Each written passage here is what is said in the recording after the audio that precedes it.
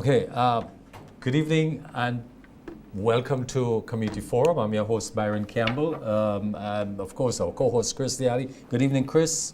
Good evening to you, Byron. I see some rain is falling. I'm happy about that. I think the farmers must be really happy about that. And we want to thank our viewers and listeners for joining us again on another Wednesday night. Yeah, thanks for El Nino, they call that. That rain is coming, that weather is coming from South America. So, yeah, that's right. And I mean, if we keep our hands and everything crossed, we might have a mild hurricane season at us. Yeah, wow, what a dry season, man. This is a beautiful dry season, Chris. Yes. You know, everybody is... It's just amazing. The trees are a little bit confused. My plum tree confused. Yeah, expect that. Chris, sports, Intercall, and your team is losing. Let me tell you who's winning. In the boys, it's GBSS, 174 points.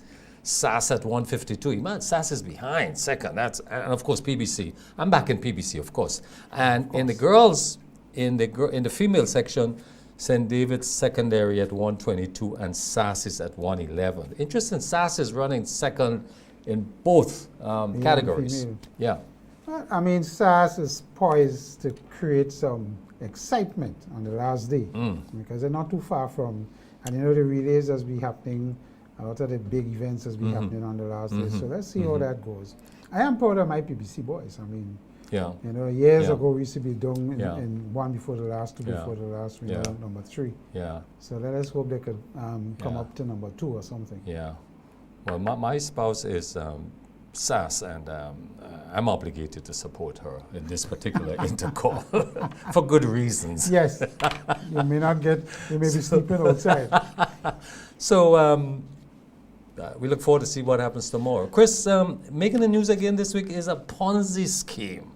We understand that over 1,000 Grenadians have suffered financial losses, thousands of dollars. But this is happening. It's a regional Ponzi scheme called Creative Alliance. They were promised high returns. Keep in mind, scammers are using now AI tools and sophisticated tools.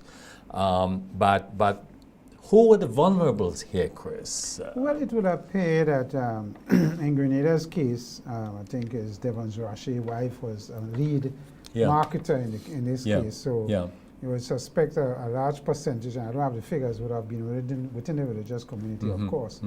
But I always say when something sounds too good to be true, it is not true.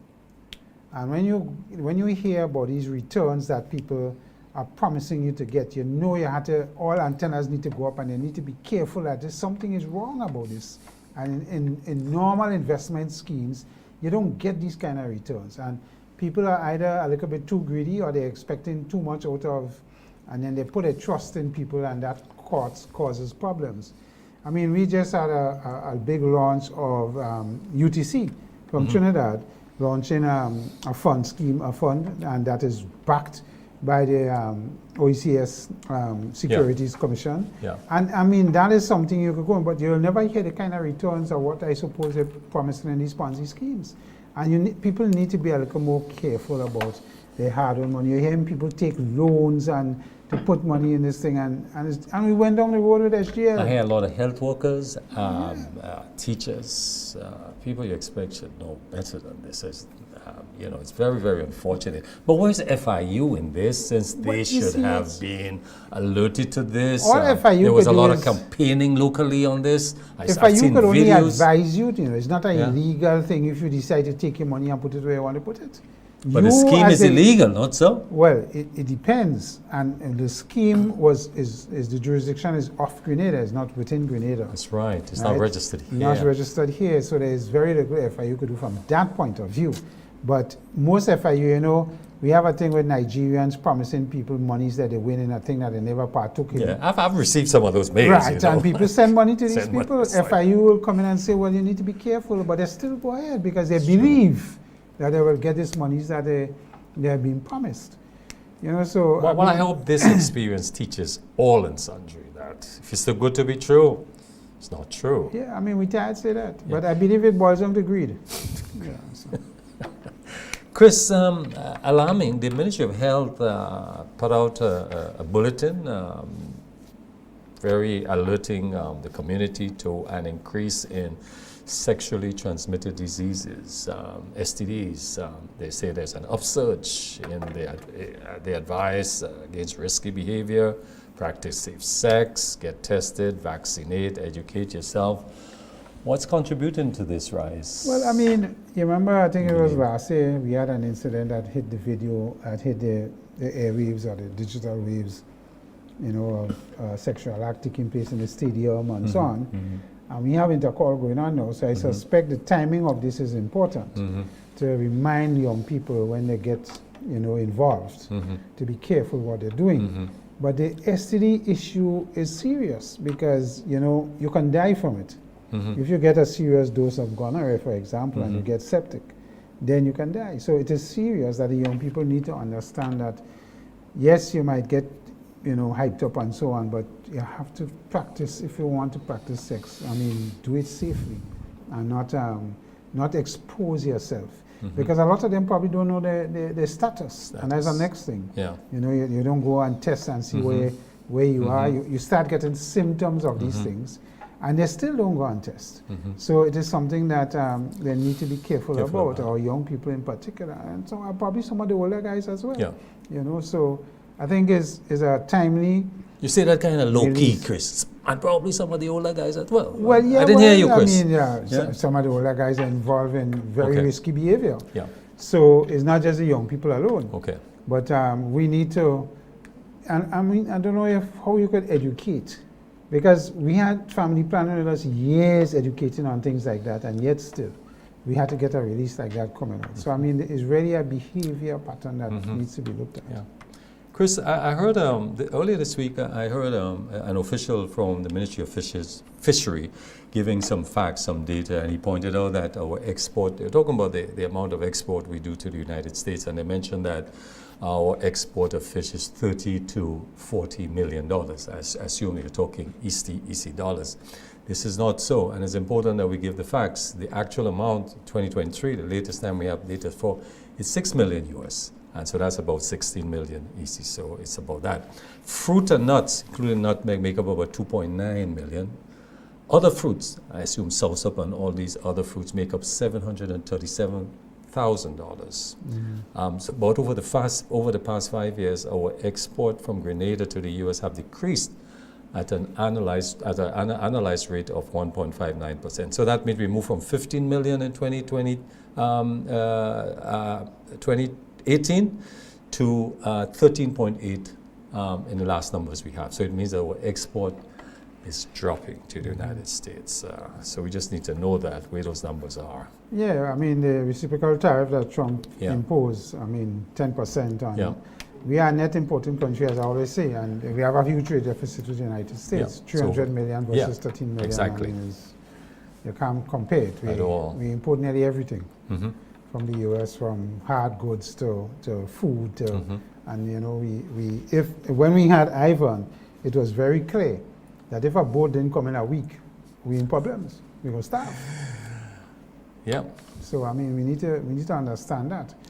Mr. Trump, of course, continues with his tariff talk, but I saw tonight a release coming out where he has put a hold on this 1 million to 1.5 charge for Chinese-made boats. Because the Chinese, of course, retaliated because his tariffs got 100 and something percent.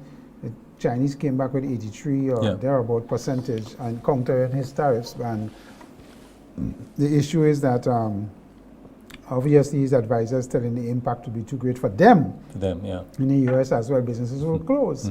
And you know, it will create a worse off effect for the Americans coming in with this situation. But I think, you know, Byron, the bigger long-term play with this is that people now understand the vulnerability Trump have exposed them to with these tariffs talk. And I think companies like the shipping agents and so on, and other companies are going to look differently in the medium to long term of whether they should have all their basket in one place. And try and see how now they could strategically diversify. So this will have the effect of redistributing this. That's correct. You know. But Chris, as you talk about that, we talk about democracy a lot, and the U.S. has been the democracy to follow. The biggest, because I mean, all over the world they've been struggled for democracy, as it's called. But if that's the democracy that I have to follow, that we have to follow, I don't want it, Chris. Imagine giving so much power to one person, one individual, that can be damning, that could be dangerous for the entire world population. Yeah, and you see, there comes a trend now with this sovereignty issue. Yeah. They are not seeming to respect country sovereignty in a lot of areas. Yeah. We had what going on in Russia and Ukraine. Now we hear the Palestinians, you want to move the Palestinians to where? Where you want to move them out a place and put them where? You know, it's like they're treated as bags of flour. You move them from one place. I mean, it's ridiculous. And when you see where the world is heading, there was a speech given by, I think, the Prime Minister of Taiwan, which was very interesting when I listened to him. He says the world dynamics in trade has changed and it may never get back. You know, free trade and the rules surrounding how you trade and all of that now has been dismantled by Trump. And now everybody's running to form bilateral treaties and bilateral agreements and trade with each other on those terms. And but he's a bully. He's a bully. You know, he throws this thing at you and then he withdraws it on the last. He's everywhere. He's all over the place. But you have to also wonder, because of the crashing of the stock exchanges and this bond market, that is why he pulled back. But and the recovery from that is going to take a while because there's a trust issue and confidence issue. When they lose, when people lose, investors lose trust and confidence in your markets, it takes a while to build back. So obviously his advisors have told him, no, we need to put a hold or a stay on. But he has not given up. You know? No, he still says that he's going to look at tariffs. And they may not do the one for the ships, but they're looking at other things where they could. I mean, it's just a protectionist thing that Trump and the U.S. is coming back with. I had to protect and I push in tariffs and so on. When we try to do that in our region, they're telling us all kind of things. We are small industries. We may try to protect it with an increase in tariff. But it's available there, Chris. Finally, we could look at this food security question for us in Grenada. Yes, Byron. I mean, you are a farmer. Yeah. You have been in farming for more years than me. I mean, you do a large-scale farming. From where you sit, what is your view of these licenses that we're giving to all of these businesses to import from, I don't know, from limes to ground coverage, everything? I mean, you could probably challenge and say production and consistency and quality. What is your view on this? Chris, I mean, that's an interesting question. In that we talk a lot about food security, but an important aspect of it has to do with how you manage the export-import of foods, you know. Clearly we have some local food production. If you have this local food production, you must exercise some control on the inputs of these foods. And the government of Grenada, the Ministry of Agriculture, has the ability and has the mandate to do this. Let's be very clear. So it means that you can't on your own just import, let's say, grapefruit into Grenada. You need to have an import license to do this. But if I'm a business that's selling grapefruit, I come to farmers and I can't get grapefruit, I go yes. into the ministry for a license? Yes, absolutely, and it's reasonable. But let me give you the example in the supermarket that I personally have experienced and which is ongoing right now. So a number of supermarkets have been given license to import citrus, and I'm talking about oranges, grapefruit, mandarin, lemons, lime, the whole range. And this license has been given when we've had local production. So even right now, for example, grapefruit is available. I have grapefruit available for sale, but I'm unable to sell it. Because the supermarket in question will say, you go to the shelves and there's foreign grapefruits there. It's available, you know. And the same thing was oranges and other citrus earlier in the year. So the question of managing the export-importation of food is void. It's not happening. But my understanding is before government issues licenses to supermarkets, the person requesting the license needs to justify why they need a license and for how long and for how much. That's correct. And before the license issue, the government has a responsibility to talk to agriculture and say, listen, guys, I have a license here. A guy wants to bring in 1,000 pounds of oranges, let's say, over the next 3 to 4 months. Could this be supplied locally? Could we get a number of farmers to supply this?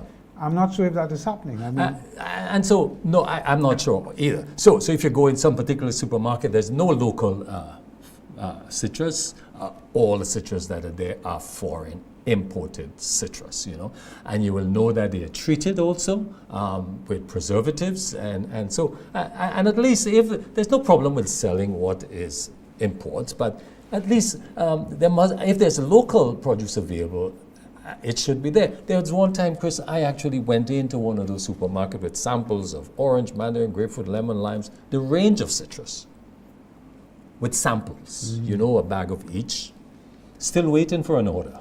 Yeah, but you see, that reminds me of the chicken situation. Yeah. Because local chicken will taste far better than the imported chicken because of the time it spends in refrigerators and so on. I know there's a big push to get local chicken, even though it might be a little more expensive. But the consumer prefers local chicken now. And I think that is where government needs to, what is it the consumer prefer? Yeah. Is it locally produced citrus versus imported? Because we don't know any imported stuff. Yeah. Or we might at least have a better idea if a man know he getting orange or grapefruit from Byron. Yeah. I try to excite them and say, well, I actually brought the physical samples and said, look, it's comparable, In fact, mine's is prettier, it's sweeter, it's everything. But so because they have containers of it at a time, they don't need the local ones. Yeah, but that's the thing. We can't supply a container. No, we can't.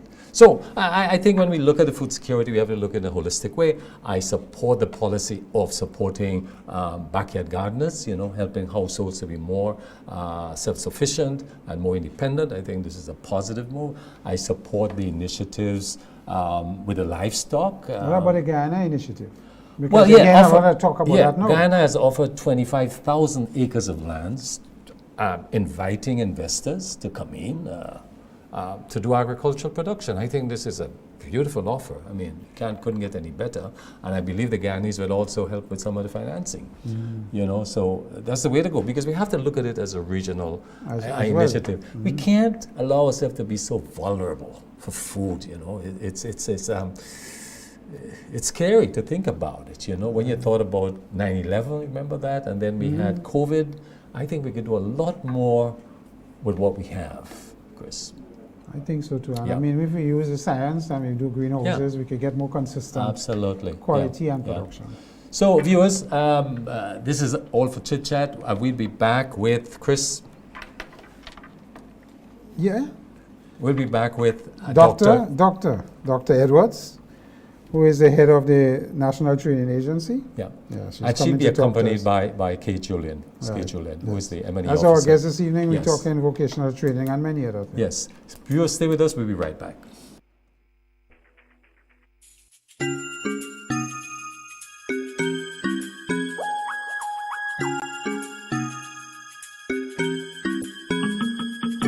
Fit for Life and Allied Laboratories, providing quality care and expertise.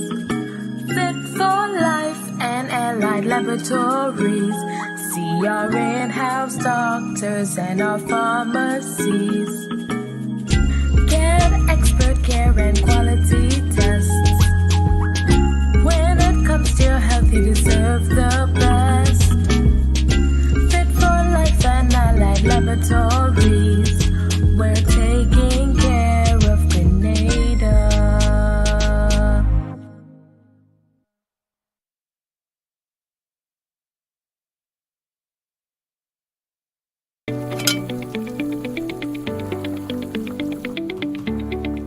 How am I supposed to finish cooking like this?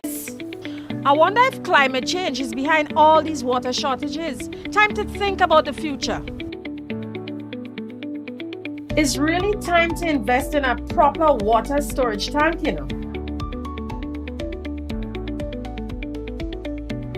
What water tanks you guys have available?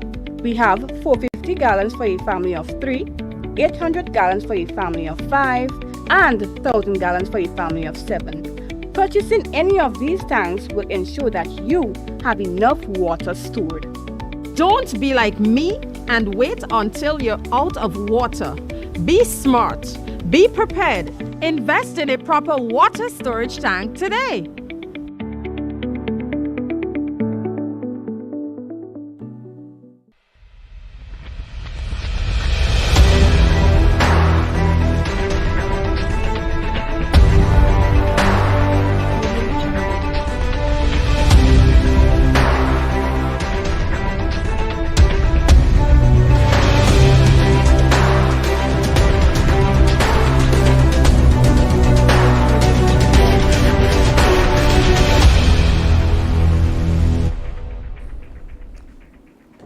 Welcome back, viewers. As we indicated a little earlier, we have joining us this evening Dr. Edwards, who is going to talk to us about training and what is happening there. And we also have Kate Julian as well joining us remotely via Zoom platform that will be joining to give us some information as well. So Dr. Edwards have been in teaching for quite a number of years and has been very much involved with the T.A. Marichaud Community College, a place that I have been involved in over the years as well. Dr. Edwards is an alumnum of Anglican High School and the T.A. Marichaud Community College and holds a BA in French and Spanish, a linguist among us, from the University of the West Indies, and a master's in applied, I have to ask about it, applied linguistics, but we won't get to that later. And of course, she has a doctorate in higher education, and she also has a certifications in adult education and quality systems that does assurance on the education system. So Dr. Edwards, it's a pleasure to have you here. She currently serves as the CEO, let me just say that, the CEO of the Grenada National Training Agency, where she leads strategic vision and planning. So Doc, tell me about your role now as the National Training Agency and what the focus is for the training agency, understanding the background that we have spent a lot of time concentrating and talking about vocational training. Yes. And how we need to equip our young people. It's not only about CXC and KEEP. Yes. But could I become a plumber? Could I become an electrician, a conditioned person? Tell me what you're doing in your training agency to change the traditional certification that we go through in school. Right. So at the National Training Agency, I'm responsible for leading the strategic vision and initiatives of the organization. The Grenada National Training Agency really belongs to a wider grouping within the Caribbean region. So we are part of the Caribbean Association of National Training Authorities. And our holistic goal really is to facilitate the free movement of individuals within CARICOM. So CANTA, of which the NTA is a part, was established by CARICOM through COSOD, the Council of Human and Social Development, to facilitate that free movement through the issuance of NVQs and CVQs, so National Vocational Qualifications and Caribbean Vocational Qualifications. In terms of what we do within the training space in Grenada, it's quite vast. So we have quite a number of departments. Our standards department, for example, leads the standard development initiatives in Grenada for the NTA. This is in collaboration, of course, with industry. So within standards, we do functional analyses of tasks, and we collaborate with industries through the lead bodies to be able to build standards that are needed within Grenada as well as within the region, eventually when the standards when the qualifications become CVQs. We are also responsible, because it's the TVET space, we're responsible for capacity building initiatives. So we do CBET training. So that's train the trainer, training in competency-based education and training. So the NTA, as the apex training authority within Grenada, is responsible for the supervision and oversight of the technical and vocational education and training, and ensuring that for the various training providers that we have, that the facilitators, the instructors, are using the CBET methodology. So that's what some of what we do within quality assurance. So let me ask Ms. Julian Kay, my apologies for not bringing you in the introduction, but I want to throw a question at you, Ms. Julian, and that is, recently we had a World Bank report that says the region is lacking seriously in critical thinking, mathematics, numeracy, and literacy to a certain extent. And when you hear that, you kind of want to understand how we're going to balance our improvements in those areas versus vocational. I mean, you have to be able to read and calculate even though you're in vocational areas. So, Ms. Julian, what is your thoughts on how we are going to make that change and make that balance to ensure that we get it right? Ms. Julian, basic numeracy and literacy is a critical area for any educational program, whether it's academic or vocational. And to get it right, we need to go all the way back to our primary education. So we need to work with our educators to make sure educational institution, as the old people used to say, they used to have a way of saying arithmetic or something like that, that you need to have the basics. And then once you have the basics, you can do anything else after that. So we have dropped the ball in terms of our education system, and it has gotten critical over the years. Because we have adult people, persons who have left school, who have graduated from school, who cannot, their comprehensive literacy is very bad. We'll be having some technical difficulties with her, so we'll have to, they'll try to fix it. Cannot fill out the form, they cannot. All right, so we've been working, Ms. Julian, in a little while to continue on that line of thought. So Dr. Edwards, I want to throw another area at you. Industry, how is we in the education system, whether it's CVQs or not, we talk about movement of people in the region, and it's getting more critical because we cannot seem to get that CARICOM thing to have people move. And I think Prime Minister Martino is working assiduously so we can have an easier transition of people through the region. Coming from industry, you wouldn't want to hire somebody that doesn't at least have CVQ qualification, that they say they're competent as a carpenter or they're competent as a plumber. Right. We have serious issues with plumbing in this country, and not very few of us in this country are qualified, so to speak, plumbers and understand what happens when you put a pump and pressures and so on. So how is your agency going to assist in opening up the markets? Labor shortage is a big thing now in the country, whether it's in agriculture, whether it's in construction, whether it's in fine carpentry, yachting industry. I have promoted the fact that we should get rid of all this work permitting and just bring people who have the necessary qualification. What is your thoughts on that? Yes, so within the NTA, we have what is known as Enterprise-Based Training, EBT training program. And this training scheme is designed for close collaboration with industry. So it's working directly with industry to identify what the training needs of the individuals will be. So whether it's in plumbing, carpentry, welding, etc. So having that discussion, because there are, for example, there may be a group of plumbers or if I can use the example from the recently concluded EBT training in Allied Health. So if there is a cadre of persons who are barbers, nail techs, cosmetologists, what we do is that we start off with a needs analysis. So we have a meeting, we do a needs analysis, they have to complete a survey. We assess them based on the standards for the functions they're supposed to be able to carry out. And after that, when we assess the results, we develop a training scheme to be able to address where the gaps are and to train them up.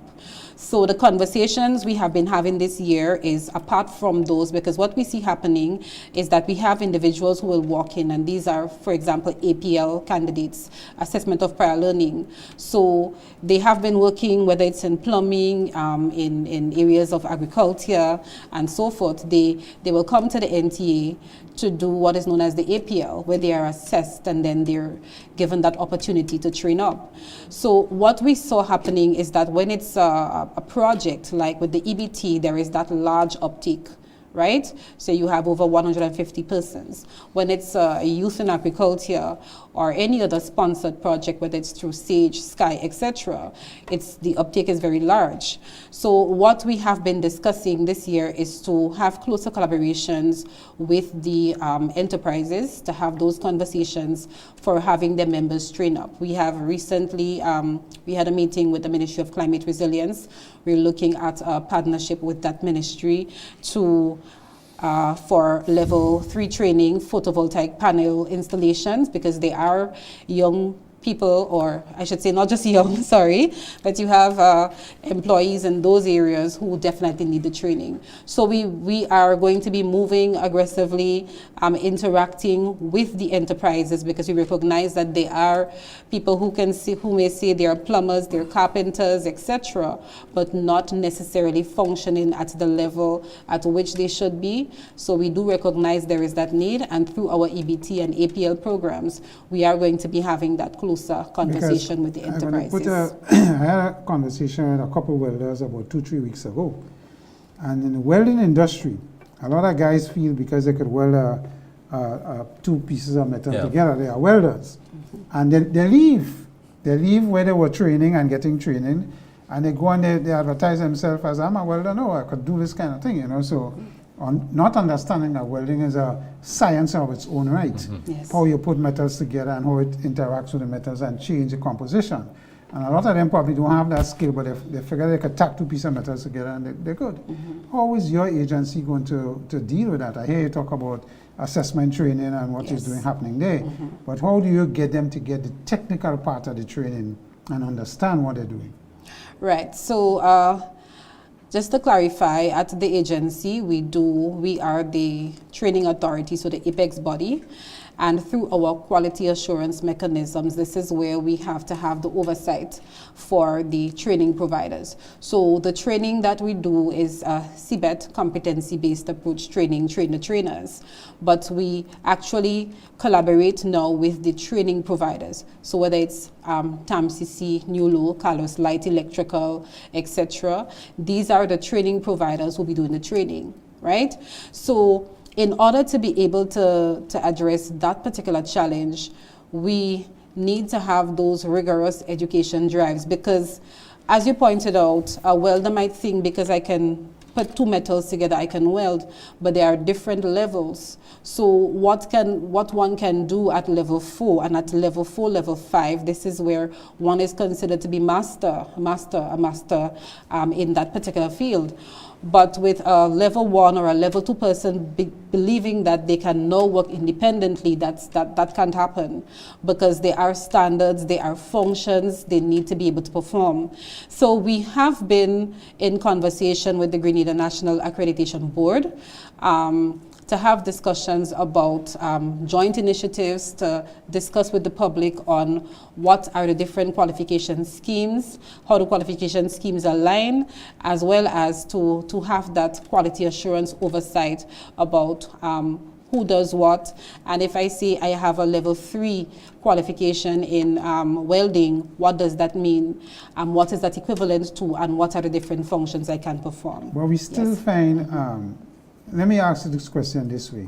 From where you sit in the National Training Agency, what are the vocational professions that are seen most in demand? Because these welders are talking about, these guys, they can't get people to come and work for them. Yeah. You understand? Because whether they're at level 1, level 2, or level 3, they're happy to have, but they can't get people because everybody. So from where you sit, what are the key areas in Grenada that you're seeing most interested from people who want to come into vocational training? Right, so that's a very good question, because when we look at the data, we are seeing a lot of interest in the business areas. So our last report, when we analyze, we have a lot of persons being trained in tourism and hospitality in the business areas. So whether it's accounting, clerk, payroll administration, customer service, and so forth, a large number of individuals or trainees are registered in those areas.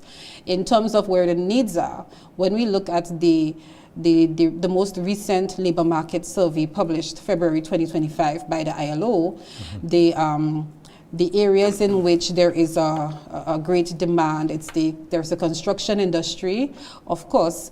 And a few weeks ago, just to go on the side a bit, we did I did hear on one of the, I saw on one of the platforms that there's a challenge getting construction workers, right? But the ILO report is showing that in the construction industry, that's where you have a lot of employment taking place, as well as tourism and hospitality and wholesale, retail and trade. But we are seeing more people are looking to be trained in business, as well as hospitality and so forth, and in some cases in IT.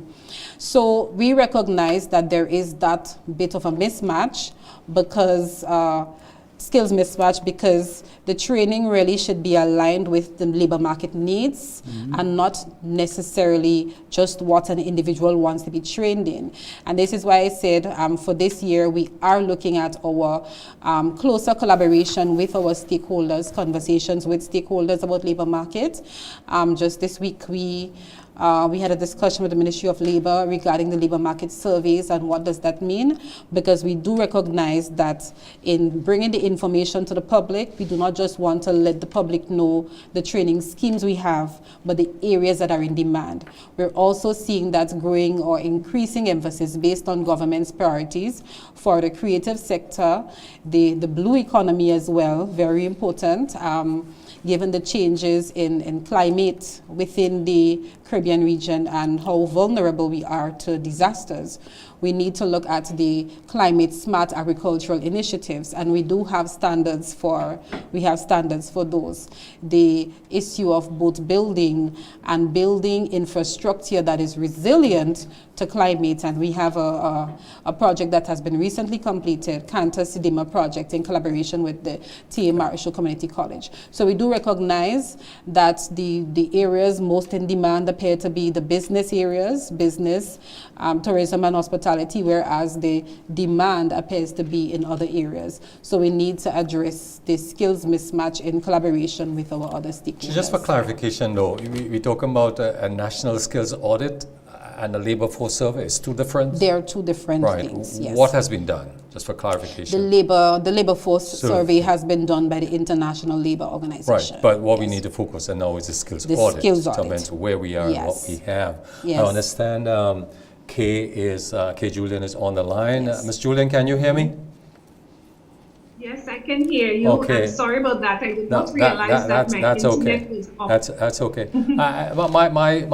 My questions are related to inclusion and equity. To say that the labor force data that we have indicates there's a persistent gender gap in employment, that is about 65% male versus 51% female employed. So tell us a bit about what you see as the barriers for women and how can the GNTA help to bridge this gap? Well, actually, more females are coming forward for training. If you look at our statistics, look at our annual report, generally speaking, we have like between 82 to 86% females are being certified. And this is a trend year after year. In the 18 years that we've been in existence, we've had more females certified than males. So where we may have had about maybe overall about 20, maybe 22, 23% males certified, we've had about 80-something percent females certified. So the problem is not women coming forward to be trained. Women are coming forward to be trained. Females are coming forward to be trained. Part of the problem is the training that exists. We talk about traditional and non-traditional areas of training. And while we want to get women into probably non-traditional areas like the construction field and the ICT and so on, and we may want to get males more involved in the business, what tends to happen is that we still have the traditional person still tending to stick to traditional areas. So if you look at our annual report statistics for last year, if you get your hands on that and once it becomes published, you will see that most of the training that was done and most of the certification was in the business area. And 98% of the persons going for that kind of training are females. So you may have in a class 60-something persons being certified, and out of the 60, let's say 66, you would only have 2 men. So going up for training such as business administration, accounting, general office administration, and those were the areas that a lot of the training still is being done in. Part of the challenge, or part of the reason why we have so much training to be done in those areas, we work with training centers, and we work with about between 20 to about 24 training centers. But generally speaking, outside of NULO and TAMCC, which has multiple courses being offered, some training providers have specific areas that they focus on. So a lot of them are focusing on business and ICT areas. We have a few who may be into electrical installation and a few other areas. But Ms. Julian, sorry, let me just interrupt you. If as an employer, the jobs are overwhelmingly not in business administration and so on, and accounting and so on, and you have a huge demand for plumbers, bricklayers, and so forth and so on. And this is not by gender, because a woman bricklayer could be far better than a man bricklayer. But what I'm saying is, why are we not promoting that if you go out for a job, you quicker get a job as a carpenter, level 3 or whatever, versus a business administration job in accounting? So why are we not making that shift? Well, for one, you have to have the centers and the training available. So you need to have centers that are willing to train persons in whether it's automotive mechanics, whether it's in plumbing, in electrical installation, in welding. And think about it yourself. How many centers do we have that deliver training that would attract men? So the next question is, how do we get these training centers to be involved in those areas? Because I hear you, and I understand they're choosing the easy thing, in my view. In the non-traditional areas, it's resource intensive. So you need to have a lot of resources. If you're going to have people work on cars, you have to have parts. If you're going to have people build walls or lay bricks, you have to have blocks and mortar. And so it requires a lot more resources. Where are these resources supposed to come from? So training centers may go the easier route. Let's just get some computers and people can come and we can have quick turnover. Remember, this is a free enterprise. So persons start up their own businesses or program startup. So for this to be driven in a certain direction, we may need to get a lot more input, maybe from to have government get involved and drive some of this. Agreed, because government is pushing. Because you have to start aligning the skills development with current labor market demands. Yes. I mean, it has to be a link. But Kay, as you talk about your last report and development, I observed that a significant amount of your certificates or your graduates come from as much as 50%, a high number from St. George's and St. Andrews. What are you going to do to diversify or to make these training more available to other parts of the country? We seem to have a limitation here. As I was saying, it's free enterprise, so it's where training centers exist. Yeah. So training centers, we would probably have to work with TAMCC and NULO, who have government links, to get them to put parish centers or town centers so they can have outer St. George's centers. But when it's private enterprise, as we see with, generally speaking, with jobs in general, almost everything is centered in St. George's, and not just St. George's, but the south of St. George's. That's where all the jobs are. So you tend in the northern part of the country, it's a lot more agricultural and so. So it means working with private persons to get them to set up centers. But again, they have to have the resources to set it up, because it doesn't come. I mean, you can't set it up with no capital. You have to have a building in some cases. You have to have the equipment and all of that to set up a training center to deliver training. So it requires a collaborative effort between funders, government, the private individual, the private trainers, and also it also requires demand as well. we definitely get more applicants from the St. George's and St. Andrew area, especially. We get the least from St. Mark and St. John and Carriacou. And Carriacou is special because we don't have a sub-office there on the ground at the moment for developing Tibet in Carriacou. We do have TAMCC though, and TAMCC is a center that is approved by the NTA to deliver training. How do you rate the new law? How do you rate the new law training institution in Tibet? What's the performance in new law has been? I wouldn't want to sit here and rate any institution. I mean, are you satisfied with the results that new law is generating? We are satisfied with all of the results that come out of all of our training centers because they follow the same processes, the same assessment processes.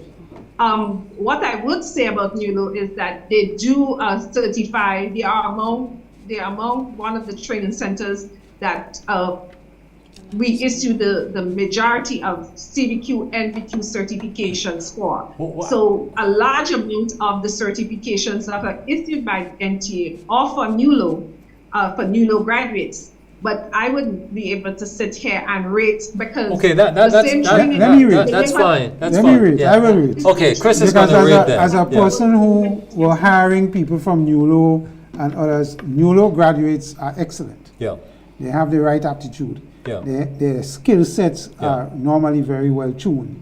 So I think NULO does an excellent job. It's not only in the skill, it's in the attitude when you present yourself to work and so on. And I find NULO graduates are far superior to some of the others. And one of the areas to, like, for example, Doc, you talk about the new areas. NULO, in fact, is being carrying out training in solar panel installation and maintenance. So this is something they've already gone into. But the question of is there a centralized database or register of CVQ and NVQ holders in Grenada? How do you track skills progress of trainees and how do you know what you have, what you don't have?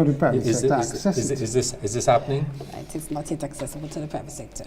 Right, so at the NTA, within the Office of Quality Assurance, we do have a database of the numbers of certificates that we issue on a yearly basis. So we keep data on registration, assessment certification, the different areas, the certification by gender and parish. Actually, when individuals register, they do get a code that will distinguish the parish that they're from, whether it's a 05 at the end of the registration number, 04, etc. So we're able to keep that data within our database.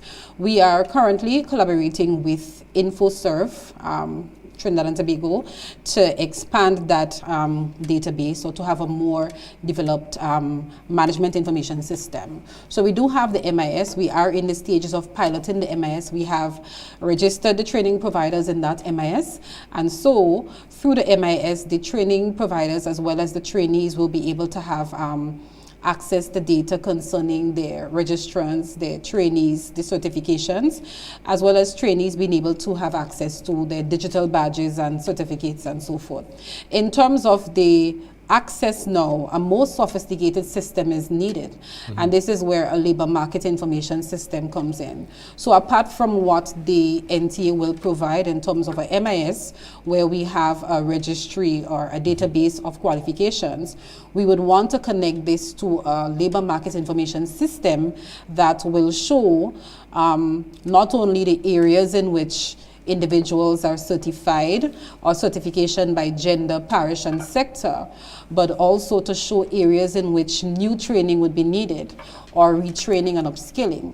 And this is why there is need to have that greater collaboration with the Ministry of Labor and other relevant stakeholders to develop a learning management, labor market information system, And that labor market information system should be accessible by employers so that through the system, an employer can be able to tap into it and see what is there and what is needed in terms of training and areas and so forth. So it's in the fledgling stages, actually. The recent review of the TVET system in Grenada proposed a few strategic directions. Yes. And if you could explain the priorities that emerged, but for existence, they talk about strengthening governance, they talk about improving quality assurance, yes, driving digital transformation of TVET, financing and sustainability, and widening access and participation that we spoke about. So how far along is GNTA in implementing these strategies? What are your next steps? Where do you see this going?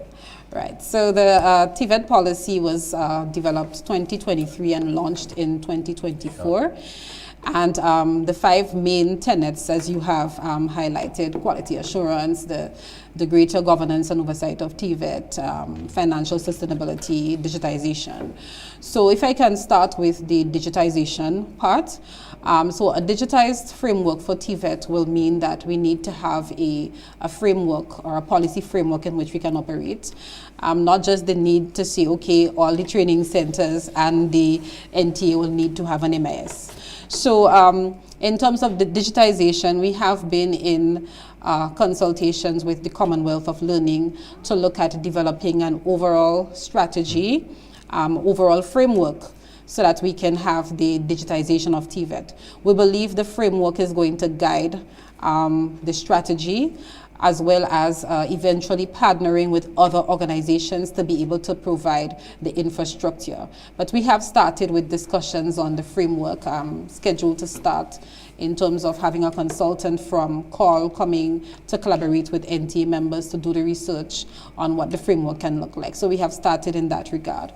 With the quality assurance of TVET, and so I'll put the quality assurance and the governance and oversight together. So with the quality assurance and governance and oversight, within the NTA, we have been discussing with the quality assurance unit, because the quality assurance unit oversees that TVET space, the post-secondary TVET space, and we are looking to have our assessors retrained, so to have meetings with our assessors. We have based on what we saw in the database, over 100 or so assessors, but when we look at the assessments and the verification forms that are coming in, it's the same names over and over. So we are looking to redesign that system, have a meeting with our assessors, do assessor refreshers, because some of the systems have changed, as well as to have that governance and oversight, to have the NTA provide the assessors. Because as it happens now, the training providers will choose who the assessors are. And this can be a challenge for the integrity of the assessment, or to avoid any perceived bias, I should say. But if we have a system where we have a larger pool of functioning assessors, because there is a large pool that are retrained and that are in the system and that we provide, we can have that oversight. In terms of the access to TVET, greater access and expansion of TVET, we are looking specifically access, and as you asked the question about the gender, that imbalance in the gender, as well as the whole idea of the inclusion in TVET. So we have been in conversation with UNESCO, because the NTA is a UNESCO Univoc Center. So we have been in conversation with UNESCO, and we are looking to host a forum /summit this year, and the focal areas will be providing career guidance to career counselors, so that the career counselors within the primary as well as the secondary school system will be able to guide the young people in terms of what careers they can actually get. Because a book has been published, a booklet, and there are over 9 sectors and hundreds of careers that young people can choose from. But we don't want it to be a best kept secret. We have done the training with the TVET educators, but we believe the career counselors as well. So we are looking to include them, so that when they go back to the primary and the secondary schools, they can let the young people know there are a variety of careers that they can choose from. Also at that forum, we would like to address the inclusion for those persons with learning differences or any other physical challenge, as well as the gender responsive TVET. yet. So that's what we're doing for inclusion. Hold on, Chris. I have to take a break now. When you come back, you're going to go Yeah. with her. Yeah? Thank you. Viewers, stay with us. We'll be right back momentarily.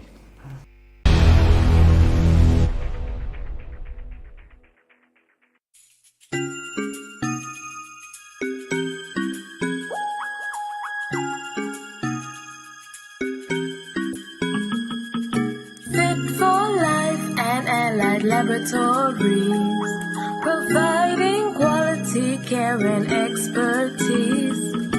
Fit for Life and Allied Laboratories, see our in-house doctors and our pharmacies. Get expert care and quality tests. When it comes to your health, you deserve the best. Fit for Life and Allied Laboratories, we're taking care of Grenada.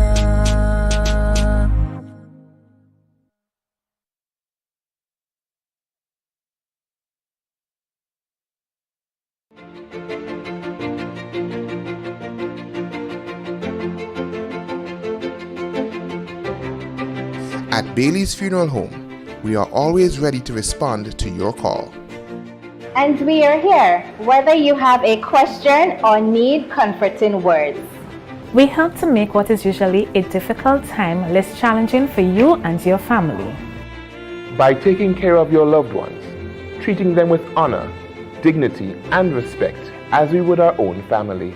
We assist you in making all the necessary arrangements for that final goodbye and help you along the way. We are committed to you, providing you with the best service, quality products at the lowest prices. We stand with you from beginning to end as a pillar of strength, comfort, and support. Thank you. Thank you.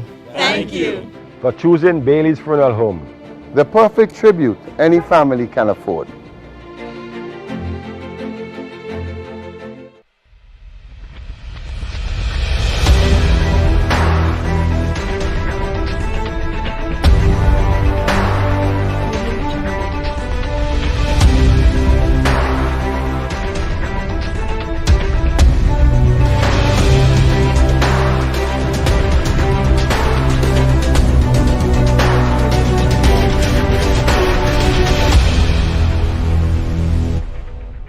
Welcome back, viewers. And just before we took the break, I was about to ask the doc this question, and Kay, you could chime in as well on this question, because I think it's so significant for us. For example, if you look at financial sector right now, there's a huge demand for security personnel and ICT that could prevent hacking and all of these things that you'll get a job tomorrow if you're up to standard. Similarly, in my previous employer, we have a lot of electromechanical equipment that we need people to service and to be able to operate efficiently. Are we heading our young people? I heard Doc talk about the career guidance and how we do that. But is it necessary for us to now force people into those areas? Because that is where the demand is. Yes, I do believe the NTA's approach and agenda would have to be a lot more aggressive. For instance, a recent IDB report shows that within the next, maybe less than 20 years, within the next 20 years, 35% of the jobs performed in the Caribbean region will shift and will require a lot of data intervention, whether it's data analytics, digital entrepreneurship, cybersecurity, and so forth. So we have to recognize that when we talk about TVET training, it cannot just be traditional, using tools and building houses. And yes, these are important, but we also have to let the young persons know, and not just the young persons, but our policy makers as well, that we have to shift in that digital arena. China just announced, sorry, Doc, yes, that okay. primary school is now mandating AI training from primary school. Yes, yeah.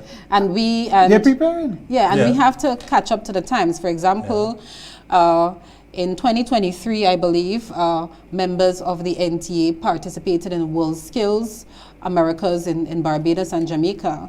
And the level of the skills, the competition that they have witnessed, it's far along. And in Grenada, we have a long way to go, but I do agree that it has to start with the primary school. When we talk about skills, we have to change our notion. We have to see skills as being very exciting, being able to, whether someone wants to do data analysis or cybersecurity, artificial intelligence, we have to look at how we can embed those skills in the current curriculum and twin it in different areas, so that we are still, when we talk about career days, it's not the traditional areas, but even if it's traditional, we are showing how if I'm going to work in manufacturing, then I will need to know about robotics, because a lot of robotics and engineering and so will be involved in manufacturing. And if I want to work in the hotel industry, or I want to work in front desk or so, it's not just about answering telephones. I need to know about data and how that can be embedded in my system.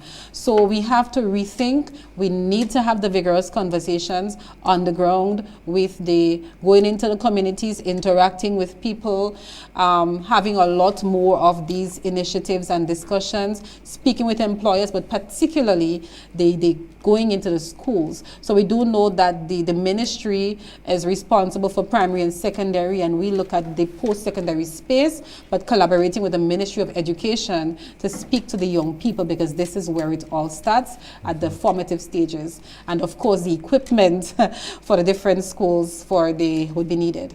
So a lot of money would be needed, as well as rethinking and retooling. I'm a young male. I live in Victoria. Can I something? Yes, go ahead, Kay. Just to say that the NTA is currently involved in a project called the Caribbean Digital Literacy Program. Yes. And that, so we have already started the process of cybersecurity training and a lot of digital program training. It involves training at different levels. So we are also involved in the basic digital literacy training, which is very basic, and several groups of people have already completed that, and that is not just for youth or so, it's for, this one is mostly for even older persons. And there's an intermediate level program that is done through Coursera, that persons who are already have skills in ICT skills, the courses were taken them further. And then there's even an advanced program under the Caribbean. And all of this is free because it's funded by the World Bank.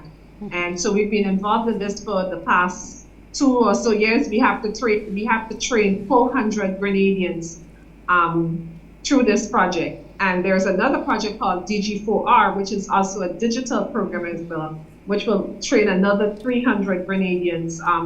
So bit by bit, Grenadians are being trained in the ICT and cybersecurity and so on.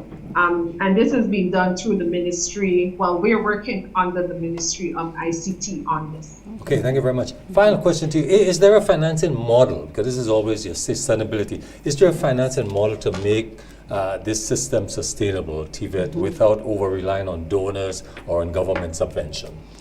Right, so for financing models to be successful, it has to be a joint or a cost-sharing approach. So that if, for instance, an organization is financed by the government or given a subvention, there has to be a diversification of income sources. So whether it's through projects, rigorous project writing and collaborating with different donor agencies, that's another way of getting revenue for an organization and sharing the cost of training. But we do believe that a model where the trainer as well as the employer can contribute to training can be a sustainable model, so that the burden may not necessarily just be on the employer. So it's on the trainer.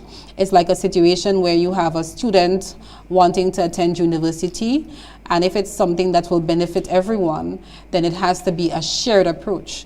So an ideal financing model to me will be where the NTA has an input through its, whether it's through consultancy, capacity building initiatives with other organizations, as well as the employers having an input through an employer training fund, the employees through whatever fees they may pay for registration and also pay as part of their training, as well as the government, because it's a system where everyone benefits. The training is not just for the employee or the employer. It's national. Your closing comments, final comments. Right. Okay, fine. Let me just throw something for you. Private sector will pay for data. Okay. I just tell you. Put that on I'm recording that. Right. Yes. Okay. We will pay for data. When we want information about certain things, we are happy to come into your database and pay for it. Okay. That is something that we do know at a regular basis. Okay. And we need information to make decisions. So think about the data, setting up your most data. Most definitely. In your financial model. Right. So closing statements, the Grenada National Training Agency is well positioned to lead the training initiatives in Grenada in the TVET space. We do encourage the employees, employers to visit the NTA. We are also going to be reaching out to various organizations. The time is ideal. The government in its vision, NSDP 2020-2035, speaks a lot about reskilling and skills development. We hear about the centers of excellence for the future. We hear about the OECS Skills and Innovation Project. So the time is now to push that rigorous skills agenda. We encourage collaboration with the various organizations, Ministry of Education, Ministry of Labor, and we also encourage collaboration with the employers. So you can visit us, you can send us an email, grenada.nta.gd, info@nta.gov.gd to get additional information. We are here to serve Grenada and the Caribbean, as I pointed out, and feel free to reach out to us. Dr. Edwards, thank you very much. You are welcome. Yes.